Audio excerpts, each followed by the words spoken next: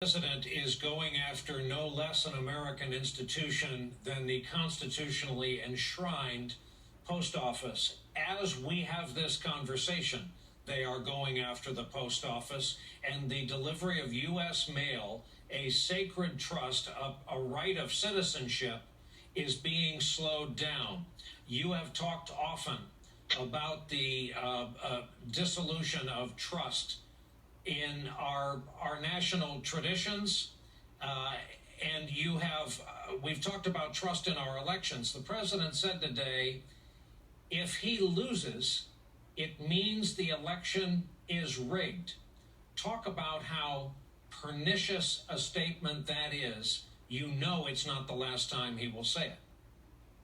It's the most pernicious type of statement that any political leader could ever make in this country, because in a democracy, what it requires is one group, one party, one group of candidates being willing to lose. To say, hey, we hear the voters, they've spoken, we'll get you next time.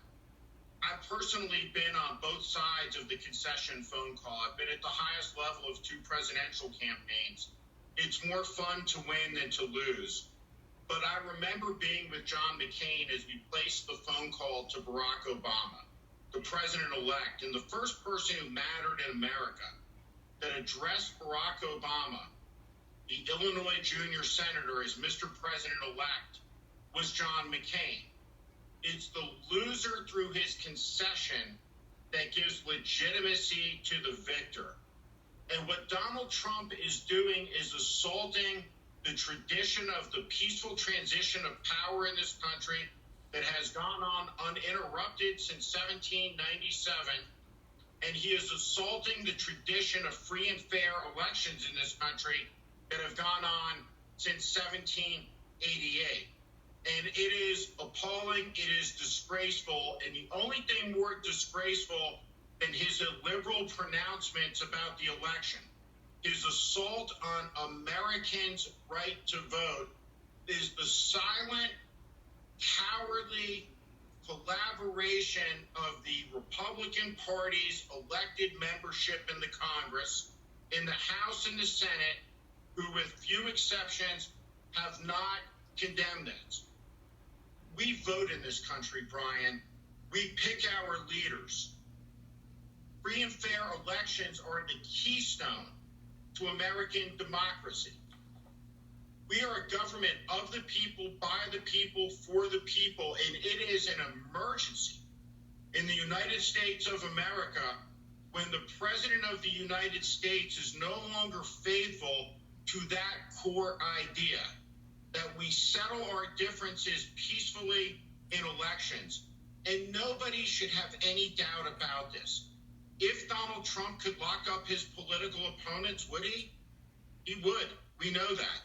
If he could shutter newspapers and close down broadcast networks who were critical of him, would he? He would.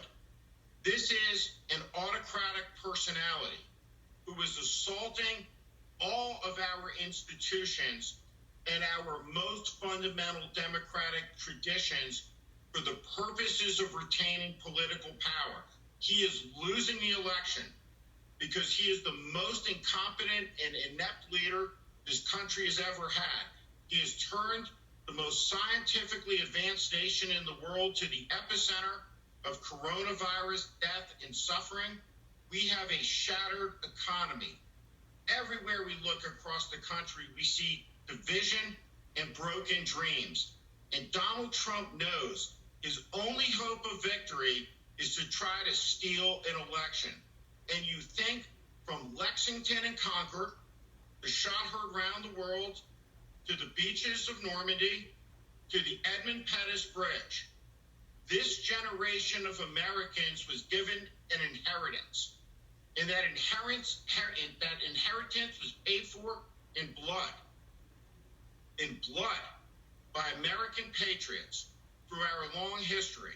And that's what Donald Trump is assaulting and attacking with his illiberal, undemocratic statements, talking about upending the free and fair election process in this country.